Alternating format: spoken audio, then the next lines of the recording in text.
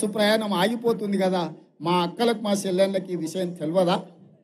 అదేవిధంగా పేదవాళ్ళు దవాఖానకు పోతే బిల్లులు కట్టలేక ఉన్న పొలం అమ్మినా ఆలి మీద ఉన్న తాళి అమ్మిన సరిపోని పరిస్థితిలో చంద్రశేఖరరావు రాజీవ్ ఆరోగ్యశ్రీని దివాలా తీపిస్తే మళ్ళీ పేదల ఆరోగ్యం కాపాడడానికి ప్రతి పేదవాడికి రాజీవ్ ఆరోగ్యశ్రీలో 10 లక్షల రూపాయలు ఉచితంగా వైద్యానికి అందించి ఇవాళ పేదవాడి ఆరోగ్యాన్ని కాపాడినందుకు కేసీఆర్ అమ్మే సారాయి తాగి కిడ్నీలు లివర్లు పాడైపోతుంటే వాళ్ళందరినీ కాపాడడానికి మేము ప్రయత్నం చేసినందుకు కాంగ్రెస్ పార్టీని ఓడగొట్టాలనా అని నేను అడుగుతున్నా కేసీఆర్ను, సన్నాసి బీజేపీ బీఆర్ఎస్ వాళ్ళను.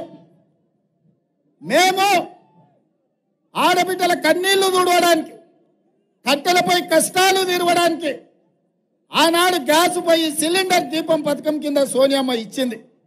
400 రూపాయలకే సిలిండర్ ఇచ్చింది. మోడీ కేడీ కలిసి ఏం చేసిరా? 1200 చేసిరు. ఏమక్క అవునా కదా? 1200 కాలే. పాదయాత్రల ప్రజలు వచ్చి ఆడబిడ్డలు వచ్చి 1200 ఆయన సిలిండర్ ఎట్లా కొనాలి, కష్టమంతా దానికే పోతుందంటే ఆలోచన చేసి ఆడబిడ్డలకు పేదవాళ్లకు 500 రూపాయలకే సిలిండర్ ఇస్తామని ఇవాళ 40 లక్షల కుటుంబాలకు 500 రూపాయలకే సిలిండర్ ఇస్తున్నందుకు ఇవాళ కాంగ్రెస్ పార్టీని ఓడగొట్టాలనా అని నేను అడుగుతున్నా.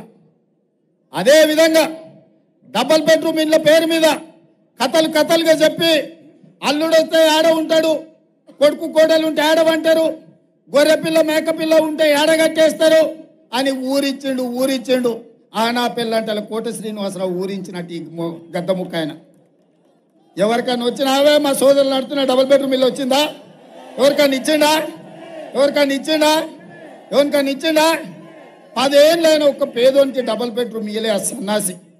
కానీ వచ్చిన ఎంబడే 4.5 లక్షల ఇందిరమ్మ ఇల్లు, ప్రతి ఇంటికి 5 లక్షల రూపాయలతోని 22,500 కోట్ల రూపాయలతోటి పేదవాడికి ఇందిరమ్మ ఇల్లు ఇచ్చేటందుకు ఇవాళ కాంగ్రెస్ పార్టీ నిర్ణయం తీసుకున్నది. పేదోడికి ఇల్లు కట్టించినందుకు కాంగ్రెస్ను ఓడగొట్టాలన్నా ఈ సన్నాసి అంటున్నాడని నేను అడుగుతున్నా. అదేవిధంగా మిత్రులారా, 5 పథకాలు, ఆర్టీసీ బస్సు ఉచిత ప్రయాణం, రాజీవ్ ఆరోగ్యశ్రీ పథకం, 500 రూపాయలకే సిలిండర్, 200 యూనిట్లు ఉచితంగా పేదవాళ్లకు జీరో బిల్లు, ఇవాళ ఉచిత కరెంటు, ఇందిరమ్మ ఇండ్లు, 30,000 ఉద్యోగాలు, బీసీ జనాభా లెక్కలు, ఇన్ని పనులు 100 రోజుల్లో చేసినాం. 100 రోజుల్లో ఇన్ని పేదల కోసం సంక్షేమ పథకాలు. ఈరోజు పేదవాళ్ళని ఆదుకోవడానికి కాంగ్రెస్ ప్రయత్నం చేస్తుంటే కొత్తగా వచ్చిన ప్రభుత్వం 6 నెలల సంసారం చక్కగా జరగని అని అంటాడా? లేకపోతే పిల్లి శాపనార్థాలు పెట్టినట్టు ఇది కూలిపోతుంది, ఇది పడిపోతుంది అంటున్నా. నీ అయ్యా జాగిరా, ఇది మన ఫుల్ బాటిల్ అనుకుంటున్నా బిడ్డ. కూలనికే పడనికే లాగులో తొండలిడిచి కొట్టిపిస్తా మా నల్గొండ సోదరులతోటి బిడ్డ నువ్వు అనుకుంటున్నావు. ఈడెవ్వడు అల్లటప్పుడు లేడు. అవుతుంది బిడ్డ నీకు పెళ్లి మల్లగిన ఇట్లా మాట్లాడినావు అంటే. అందుకే ఇవాళ 10 ఏళ్ల నుంచి ఇక్కడ కేడీ ఉన్నాడు, అక్కడ మోడీ ఉన్నాడు. మోడీ మనకు ITIR కారిడార్ ఇవ్వలే. ఆనాడు సోనియమ్మ ఇస్తే రద్దు చేసాడు. మీ ఎయిమ్స్ హాస్పిటల్ 10 ఏళ్ల నుంచి ఇంకా గోడలక్కనే నిలబడ్డది. ఎంకన్నా ఎంపీ అయినాక కొట్లాడి నిధులు తెస్తే ఇవాళ పనులు అవుతున్నాయి.